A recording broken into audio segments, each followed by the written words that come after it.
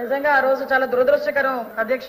ఎందుకంటే సుమారుగా నదీ ఆక్రమణలు విజయవాడ నగరంలో విపరీతమైన సమస్యగా తయారైన అధ్యక్ష. బుడమేరు నదీ పరివాహక ప్రాంతంలో ఉన్న ఈ భూ ఆక్రమణల అధ్యక్ష రియల్ ఎస్టేట్ నిర్మాణాలు ఇంచుమించుగా కోకొల్లుగా విస్తరించిన నేపథ్యంలో అధ్యక్ష ఈ బుడమేరు అన్నది నిజంగా ఆ రోజు వరద రావటం అనేది నిజంగా చాలా దురదృష్టకరం. విజయవాడ ప్రజలే కాదు అధ్యక్ష, ప్రపంచం అంతా ఒక్కసారి తెలుగు వాళ్ళందరూ కూడా విజయవాడ వైపు చూసే పరిస్థితి కూడా ఆ రోజు నెలకొల్వడం అనేది మనందరం కూడా చూసాం అధ్యక్ష.